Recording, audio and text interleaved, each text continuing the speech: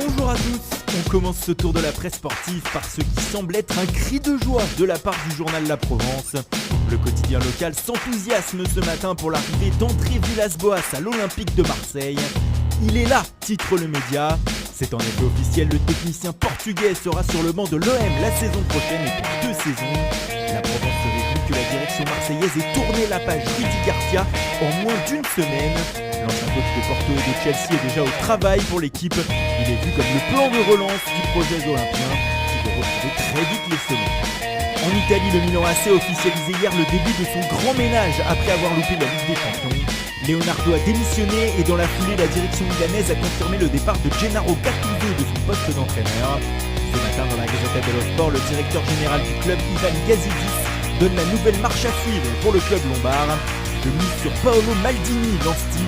Le légendaire défenseur central du Milan va prendre la place de Leonardo en tant que directeur sportif.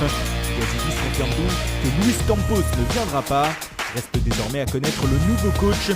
Marco Giampaolo et Simone Inzaghi seraient en pôle selon le journal. Entraîneur encore et toujours à la une de l'Esportiu, le quotidien catalan affiche Ernesto Valverde en première page ce matin avec ce titre. Il reste. En effet, le coach du FC Barcelone a encore une fois été confirmé dans ses fonctions par son président José Bartomeu hier soir. Alors que toute la journée, bon nombre de médias annonçaient qu'il allait être remercié. Valverde sera donc le coach du club Blaugrana la saison prochaine. Il a été sauvé par son président pour Sport ce matin. En effet, en interne, tout le monde réclamait sa tête. Le quotidien catalan qui révèle aussi une information importante ce matin. Le média croit savoir que le champion du monde Antoine Griezmann serait très en colère contre le vestiaire Blaugrana. En effet, comme vous le savez, les cadres de l'effectif ne veulent pas du français après son arrivée avortée et son documentaire de la saison dernière. Une porte qui s'est donc fermée pour l'attaquant de l'Atlético et qui ne lui plaît pas du tout. Les prochaines semaines promettent d'être chaudes. Autre français à la une d'un journal espagnol ce matin, Ken Ben Arfa.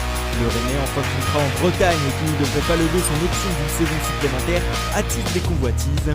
Alors qu'il bénéficierait d'offres du FC et du Betis Séville, Estadio Deportivo rapporte en reprenant une information de France Football que le milieu offensif pourrait aussi partir en Allemagne cet été. Hoffenheim s'intéresserait aussi en effet à Ben Arfa qui pourrait donc découvrir un nouveau championnat. Et en parlant de Bundesliga, Bild nous apprend ce matin qu'Arsenal voudrait faire venir durant ce mercato le milieu offensif du Borussia Dortmund, Mario Götze. L'Allemand de retour au plus haut niveau avec le BVB garde la cote en Europe. Retour en Espagne maintenant avec AS qui explique ce matin que le Real Madrid pourrait être freiné dans ses ardeurs sur le mercato par l'UEFA.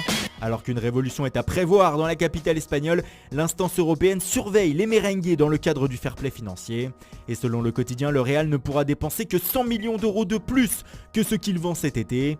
Les opérations Neymar et pour le champion du monde Kylian Mbappé se compliquent donc. Zinedine Zidane et Florentino Pérez vont devoir vendre à de fortes sommes. Le club projetterait de récupérer pas moins de 300 millions d'euros de ventes cet été, d'où le refus de laisser partir Sergio Ramos. Selon Marca, les dirigeants madrilènes auraient indiqué au défenseur central qu'ils le laisseraient partir pour la même somme que Cristiano Ronaldo l'été dernier, soit 100 millions d'euros. Et on termine par le choc de ce soir entre Chelsea et Arsenal en finale de l'Europa League à Bakou en Azerbaïdjan. Et les Blues ont bien mal préparé ce rendez-vous en étant acteurs d'un incident à l'entraînement hier. David Luiz et Gonzalo Higuain se sont affrontés verbalement sur le pré, ce qui n'a pas du tout plu à leur entraîneur Maurizio Sarri. Le coach italien a quitté furieux le terrain en jetant sa casquette et en donnant un coup de pied dedans. Le tonnerre bleu titre ce matin le Daily Telegraph. C'est même toute la presse anglaise qui titre sur ce coup de sang ce matin. Sarri se met en colère avant la finale, lâche le Times. Même photo également en une du Mirror. Pour la presse italienne, c'est aussi l'occasion d'en rajouter une couche. Pour le Corriere dello Sport, Andrea Agnelli, le boss de la Juventus Turin, sera au stade ce soir pour encore essayer de convaincre Sarri de rejoindre la vieille dame. Mais l'Italien, avant de penser à son avenir, a une finale à gagner. Voilà, c'est tout pour ce matin. Merci pour votre fidélité. Bonne journée à tous et rendez-vous dès ce soir pour un nouveau journal du Mercato.